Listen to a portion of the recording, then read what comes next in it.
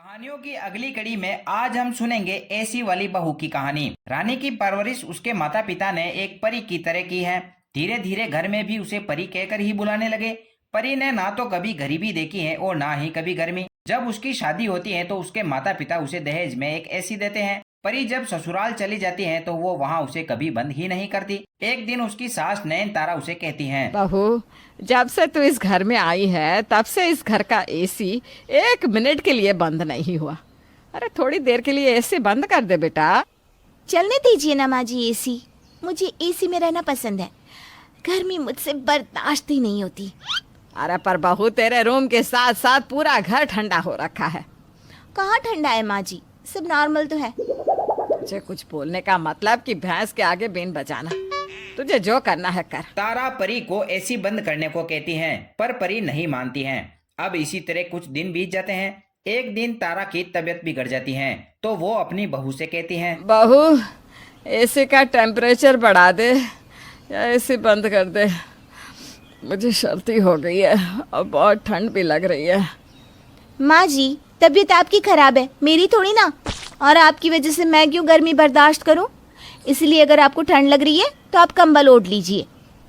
परी अपनी सांस को कंबल निकाल कर दे देती हैं, पर एसी का टेम्परेचर ना तो बढ़ाती हैं और ना ही उसे बंद करती हैं। सास अपनी बहू की इस हरकत से परेशान हो जाती हैं, पर उसे ये भी पता था कि भैंस के आगे बीम बजाने से कुछ होने वाला नहीं था। मुझे तो समझ में नहीं आता माँ जी, आप सब गर्मी में कैसे रह लेते हो? पता नहीं एसी चलने पर आपको इतनी दिक्कत क्यों है। अरे बहू, हर समय एसी चलाकर नहीं रखा जाता। पूरा घर एसी की वजह से ठंडा रहता है। मुझे तो इस घर में रहकर ऐसा लगता है मानो जैसे मैं किसी घर में नहीं बल्कि शिमला में हूँ। और जब बाहर जाती हूँ तो इतनी गर्मी लगती है कि हल्की सी भी गर्मी बर्दाश्त नहीं होती मुझसे। तो माँ जी, आपको किसने कहा गर्मी बर्दाश्त करने के लिए? आपको, मुझे और राजीव जी को गर्मी ना लगी, इसीलिए तो मेरे पिताजी ने पूरे घर में एसी लगवाई है। बहू, जो तेरा मन करे वो तू कर, पर ये ताना मुझे मत सुना कि तेरे पिताजी ने एसी दी है। परी के इस ताने भरे रवैये से सास नाराज होकर वहाँ से चली जाती हैं। अब तारा ने सोच लिया था कि अब वो बहू को एसी के बारे में कभी कुछ नहीं कहेगी। एक दिन तारा की पड़ोसन कुछ काम से उसके घर आती हैं तो थोड़ी ही देर में उसे तो सर्दी लगना शुरू हो जाती है। अरे वाह तारा बहन, तेरा घर कितना ठंडा है।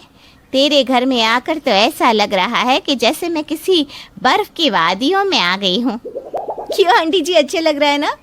और ठंडक तो महसूस होगी ही ना। आखिर हमारे पूरे घर में एसी जो है, और हमारे घर की एसी हर समय चालू रहते हैं ताकि किसी को गर्मी ना लगे।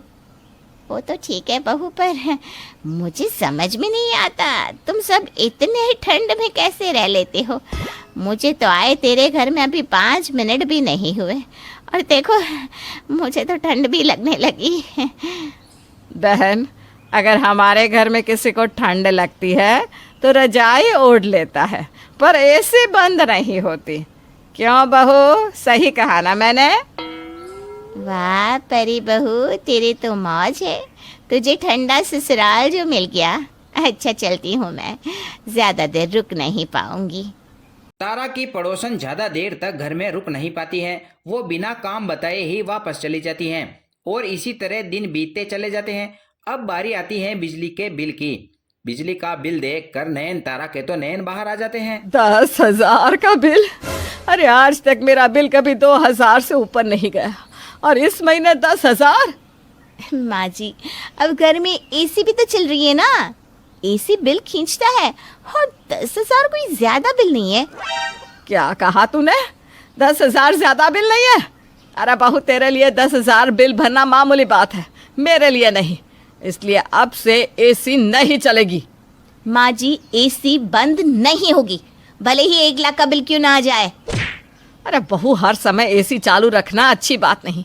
और बहुत जल्द सर्दियों का मौसम भी आ रहा है। क्या सर्दी के मौसम में भी तू एसी चला कर रखेगी? तेरी वजह से इस गर्मी में भी हम सबको रजाई ओढ़नी पड़ती है।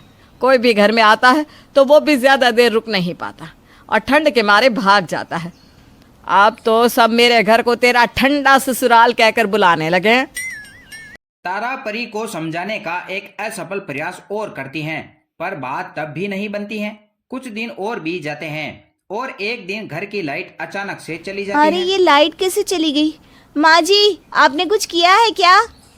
बहू, इतने दिनों तक तो मैं कुछ नहीं कर सकी, आज क्या कर पाऊंगी? और वैसे भी लाइट काट कर मुझे क्या मिलेगा? उफ़ो, ये लाइट क्यों चली गई? कितनी गर्मी लग रही है। माँ जी जरा पता तो करना, लाइट कब तक आएगी? ये सब मुझे नहीं आता, रंजित को बोल, वो पता करके बता देगा। लाइट को गए अभी 10 मिनट ही नहीं होते हैं कि परी के तो हाल बेहाल होने लगते हैं।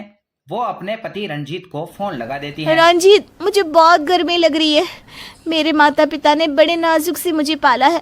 तुम जल्दी से पता करो ना कि आखिर लाइट कब तक आएगी। परी, अभी लाइट को गए 5 मिनट हुए हैं, तुम आधा एक घंटा देख लो, अगर लाइट नहीं आएगी तो मैं फोन करके पता कर लूंगा। इतना कहकर रंजीत फोन रख देता है और अपने काम में व्यस्त हो जाता है। इधर घर पर लाइट को गए आधा घंटा बीत जाता है, पर अभी भी लाइट का न आना परी की मुसीबतें बढ़ा देता है। वो बार बार रंजीत को फोन करती हैं, पर रंजीत फोन नहीं उठाता है। जब शाम को रंजीत घर आता है तो देखता है कि परी के तो गर्मी के मारे हाल बेहाल ये है। क्या, अभी तक लाइट नहीं आई? और परी, तुम तो गर्मी से बेहाल हो। चलो थोड़ी देर छत पर बैठ जाओ, हवा अच्छी चल रही है। तुम्हें मेरी कोई फिक्र नहीं है। सुबह से लाइट गई हुई है। मैंने तुम्हें फोन किया था कि पता करो कि लाइट कब तक आएगी, पर तुमने मेरा ये छोटा सा काम भी नहीं किया, और तो और मेरे कॉल का जवाब देना भी बंद कर दिया। बहू, रंजीत से लड़कर कुछ नहीं मिलेगा, इसीलिए तो मैं तुझे समझाती थी कि थोड़ी देर बिना एसी के रह ताकि गर्मी बर्दाश्त हो सके। रंजीत, मैंने पता किया है, कुछ इलेक्ट्रिक प्रॉब्लम है, शायद आज रात तक लाइट ना आए, इसीलिए आज हम सबको छत पर ही रात गुजारनी होगी। नीचे गर्मी बहुत है, अब गुस्सा थूक दो और छत पर चलो। इतना बोलकर रंजीत परी को शांत करके घर की छत पर ले जाता है। रात की ठंडी हवा परी के मन को शांत कर देती है और अब परी को भी एहसास हो जाता है कि हर वक्त एसी में रहना ठीक नहीं है। फिर क्या था, अगली सुबह लाइट भी आ जाती है और परी को सद्बुद्धि भी।